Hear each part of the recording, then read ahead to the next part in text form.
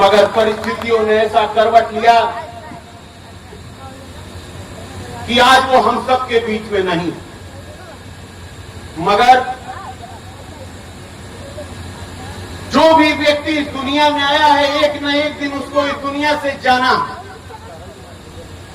ये हमारे वेद पुराण ले लो या हमारी कुरान ले लो, सब में लिखा हुआ है कि जो भी नफ्स इस धरती पर पैदा हुई है उसे एक दिन मिटकर जाना। वो जो अपने पीछे छोड़ जाता है वो अपना काम छोड़ जाता है, अपनी बहादुरी छोड़ जाती है, जिससे दुनिया उनको याद रखती है। आज इस मंच पर खड़ा हूं, लोगों ने मेरा परिचय दिया। मैं अब्बास अंसारी हूं, मैं मऊ सदर का विधायक हूं, मैं अंसारी परिवार का एक सदस्य हूं। मैं आपको बताना चाहता हूं, मैं उसी मुख्तार अंसारी का बेटा हूं और रगों में जो भी लहू है वो आपकी अमानत है। जब जहां जरूरत हो वसूल कर लेना, ये वादा है मेरा आपसे।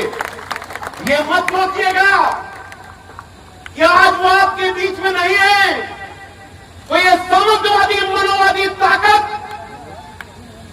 आपके ऊपर जुल्म और अत्याचार कर कर पीछे हट जाएगी और वहां पर बैठे हम मुक्त दर्शक बन के बैठे रहेंगे। मैं आपसे बस इतना कहना चाहता हूं कि मेरे लगों में भी वही लहू है जो आपने अपने बेटे, अपने भाई मुख्तार अंसारी को दिया था। यहां बहुत सारे लोग बैठे होंगे जो मेरे पिता के साथ क्रिकेट खेले होंगे। बहुत सारे ऐसे लोग बैठे होंगे जिन्होंने मेरे पिता के सर पर आशीर्वाद दिया होगा। बहुत सारे ऐसे लोग बैठे होंगे जिन्होंने मुख्तार अंसारी के किस्से सुने होंगे। बहुत सारे मेरे ऐसे नौजवान साथी मिले होंगे जो बदकिस्मती से उनको देख भी नहीं पाए होंगे, उनको मिल भी नहीं पाए होंगे।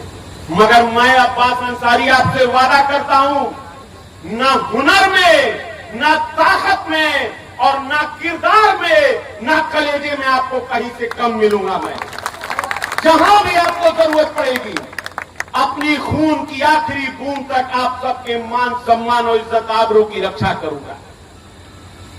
भेजले रहा लोग जेल काट के लिए 4 बरस, कहीं असर दिखा था 400 बरस भी कटवा दिया जाना, तब वो सामंतवादियों से लड़े खातिर हमके दोबारा सोचे के ना पड़ी।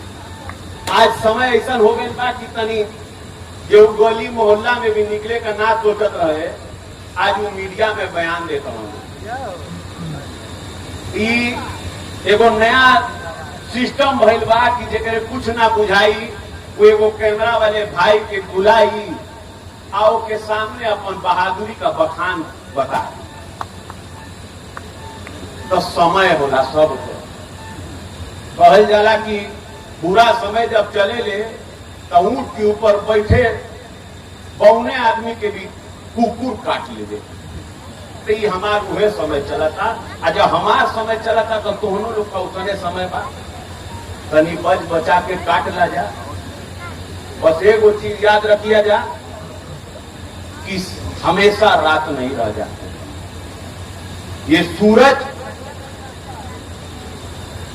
जब ढलता है तो असुरों का राज होता है, मगर ये सूरज जब फिर उदय होता है तो फिर से असुरों का नाश होता है और राम राज्य स्थापित होता है। आज सत्ता में बैठे लोग धर्म की बात करते हैं, भगवान की बात करते हैं और लोगों को जाति और धर्म के नाम पर बांटकर अपनी राजनीति की रोटी सेकते हैं। मगर देखिए ना विधि का विधान का 2024 के चुनाव में वही जगह अयोध्या से भगवान अपन प्रणाम दे दे रहा। भगवान अपने आशीर्वाद से वहां पर भारतीय जनता पार्टी के जहाज को डुबा दिए और उसके बाद अगर इनको समझ में नहीं आया तो ही बतावा कि चंदा चोरी भी तो भगवान उजारा कर दे रहा कि वो आयल है बतावे। जब उन्हीं के चंदा बटोरे के रहे, उन्हीं के चोरी करे के रहे तो पता कैसे चला।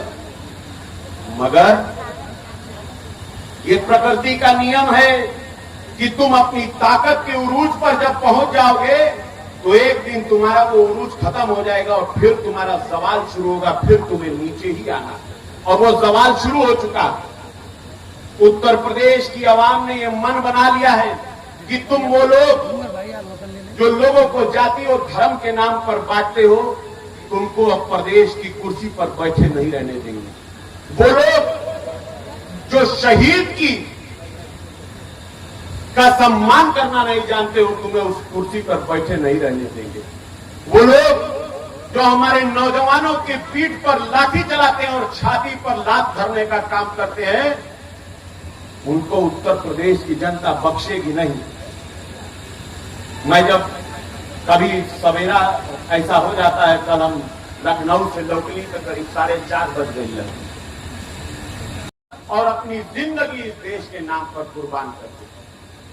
मगर ये लोग जो कभी समझ ही नहीं पाए कि हम लोगों की सोच क्या है, वो कभी समझ ही नहीं पाए कि भारत के लोग, हिंदुस्तान के लोग, हम लोग क्या चाहते हैं। इन्होंने सेना की भर्ती खत्म कर दी और सेना की भर्ती खत्म करके 4 साल के लिए टेम्पोररी अग्निवीर पैदा करते। मैं पूछता हूं, जिस उम्र में जवानी अपने चरम पर होती है, हुनर अपने चरम पर होता है, शक्ति, इच्छा, सब कुछ अपने चरम पर होता है, जब वो बच्चा उस उम्र में रिटायर होकर लौट के आएगा तो उसकी क्या वक़्त रह जाएगी समाज में। मगर इनको नहीं समझ में आएगा, क्योंकि ये हर चीज को धंधा बनाना चाहते हैं, ये हर चीज में अपना फायदा देखते हैं। आज अगर कोई वीर जवान शहीद होता है तो उसको शहीद का दर्जा भी नहीं मिलता। आज अगर कोई जवान नौकरी से लौट कर आता है या किसी को बताता है कि फौज में है, तो लोग मजाक के तौर पर कहते हैं कई साल बचल बा। बड़े शर्म की बात है। और इसी मंच पर हूं, यहां समाजवादी पार्टी के पूर्व जिला अध्यक्ष और समाजवादी पार्टी के प्रदेश के नेता और सब लोग बैठे हैं। एक बात बताना चाहता हूं कि आप लोग को शायद पता होगा कि माननीय स्वर्गीय मुलायम सिंह यादव जी जब जीवित थे, जब वो रक्षा मंत्री हुआ करते थे, तब उन्होंने एक कानून बनाया था कि जो भी सैनिक अगर शहीद होता है तो उसके शरीर को ससम्मान उसके घर तक पहुंचाने का काम देश की सेना करेगी। और आज उन्हीं का वजह है जिसकी वजह से कोई भी शहीद अगर शहादत पाता है तो उसको उसके घर तक पहुंचाएगा।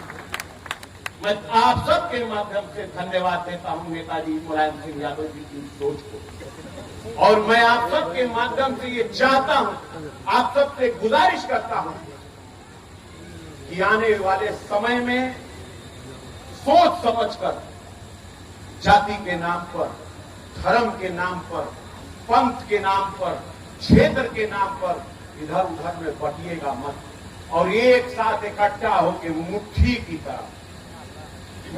की तरह बन करके बिगुल बजाइएगा। अरे ये तो वो धरती है जिसने अंग्रेजों को इस देश से सबसे पहले खदेड़ भगाया था। ये वही धरती है ना। कितना दूर बा गाज बलिया, गाज मोहम्मदाबादी, तो लोकसभा भी बलिए ही बा, तो धरती तो वे हो गई। तो जे अंग्रेजन के लठिया के भगा देले रहे देश से, तू अंग्रेजन के चमचन के छोड़ी, जिन्हन के 70 साल लग गए हाफ पॉइंट से फुल पॉइंट हुए में, उन्हन के छोड़ी। अरे आवे तो जाना, आवे तो चुनूंगा, भर जाई पेटवा ये बात कि पिछली बार तो तनी पा गई लोग, जनता के तनी लुभा दिल, तनी पैसा रुपया खिया के हमारे बहन महतारी के पुटिया ले लो, मगर अब वो लोग मन बना ले बढ़िया कह दे नहीं कि अब अगर आवाज देवे तो दे के रख ले, बांध ले गठरी, मगर एक बार तो उन लोग के हम खा पता चल। इसलिए इस कार्यक्रम को राजनीतिक नहीं बना सकते, क्योंकि आज ये शहादत दिवस है। हमने इसलिए चंद बातें आपके बीच में कही कि हम परिवार में न बैठल बाड़ी, घर ना बा हमार, के वो हमार बाबा बैठल बा, केहू हमार भाई बैठल बा, तो जब आदमी परिवार में आला तो तनी बहक जाला। बात तो बात पूछो, मगर जब आदमी परिवार में बैठेला तो तनी दिल का बतियो कह देवे। तो आज आपके बीच में ये दिल की बात रख के जा रहा हूं कि आप लोगों को सिर्फ यहीं के नहीं, आसपास में भी जो अपने साथी कुछ निजी मुखात की वजह से आजकल भाजपा वाले बड़ा फायदा देना सुना, कह दिए तो अपने में से दू बंधुओं के तू लड़ जा तो हम खर्चा दे दे, तू लड़बा तो तुहार गाड़ी में हम तेल भरवा दे, तू लड़बा तो हमको के ठीका पट्टी दिला दे। कि कुल जाने ना तो कैसे ठगे में माहिर हूँ। और उसे भी एगो कहावत बा कि बनारसी या गुजराती ठग, तब जे बुझत आई पूर्वांचल में कि ठग का मतलब का होला, उ ठगा के पिछला 10 साल में बुझा गई हुई कि कितना ठगाई। तो अब इस सब चक्कर में ना पड़े थे, अब ज्यादा समय ना बचल बा, 4-5 महीना बचल बा कि बिल्कुल ठूक जाई। आज चारों तरफ बरसाती मेढक मातिल लोग इधर उधर चले लगे, कोनो जाति के नाम पर, कोनो धर्म के नाम पर, कोनो पंथ के नाम पर, केहू नाम पर, चाहे कि तो हम लोग का वो ठग न जाए। एक बार ठगे मत दिया जाए। तो हम लोग बहुत अच्छे से जाना चला जा कि कालनेमी के बाद जाना चला जा कि ना, नहीं तरी बतावा जा हम के लगी कि हम घर में आवत बतियावत हमार बतिया बुझावता, अंग्रेजी में रखे ना बोलत नहीं है, बुझाता ना बाबा तो के बुझावत ना। हाँ ठीक बात, हमको के लगे कि चाइना के हम बतियावत नहीं तो बुझात बतिया हमारे ऐसा न लगे कि हम बतिया के चल के लिए कहा जाए कि बाद में अंग्रेजी में बतिया के चल गए। देखो आज का जो समय है, उस समय को देखते हुए हम सभी को, जैसे हमारे देश के जवान उस सरहद की रक्षा कर रहे हैं ना, उस सरहद की रक्षा के साथ साथ अपने जमीन की मिट्टी की भी रक्षा करनी पड़ेगी। नहीं तो ये उद्योगपति और पूंजीपतियों की जो सरकार है, कब हमनी के गांव का कुल जमीनिया नाम कर दिया तो के करे, पता चली कि अडानी का कुछ बना था, पूरा गांव में उसके नाम हो गया। पता चली कि जितना बंजर जमीन रहे वो मिल गई केहू के अपन गोडाउन बनाए खातिर। पता चली कि जितना आबादी का जमीन रहे वो मिल गई केहू के अपन गोडाउन बनावे के खातिर। लिए कुल बात के समझ के बूझ के जाति मजहब में ना फंस के अपने आप को संगठित रखना है। और साथ ही साथ ये सामंतवाद और मनुवाद से लड़ाई, आज उन लोगों से लड़ाई है जो हमसे पूछते हैं कि तुमने इस मिट्टी के लिए क्या किया। तो उनके लिए एक शेर पढ़ता हूं मैं अंसारी खानदान का एक वारिस हूं। मेरे घर में ब्रिगेडियर उस्मान से लेकर डॉक्टर मुख्तार अहमद अंसारी भी रहे और मेरे ही घर में शहीद मुख्तार अंसारी भी रहे, जो आपके मान सम्मान और इज्जत आबरू की लड़ाई के लिए सर नहीं झुकाया। सर कट गया मगर झुकाया नहीं। मैं इसलिए आपसे कहता हूं कि हम खून की किस्तें तो कई दे चुके, लेकिन ऐ खाक के वतन ये कर्ज अदा क्यों नहीं होता। मैं आप सबके माध्यम से अपनी दिल की बात आपसे कहकर जा रहा हूं। मैं एक बार पुनः इस कार्यक्रम में दूर दराज से आए हुए सभी मेरे पिता तुल बड़े बुजुर्गों, मेरे पिता के हम सफर साथियों, मेरे नौजवान साथियों, मंच आसीन बैठे हुए सभी समाजवादी पार्टी और घटक दलों के नेताओं को, दूर से चल के आए हमारे गगन भाई को, हमारे ऑर्केस्ट्रा टीम को और सभी इस कार्यक्रम के आयोजक करने वालों को, सभी को मैं तहे दिल से धन्यवाद देता हूं। ढेर सारा प्यार। जय हिंद, जय भारत, खुदा हाफिज।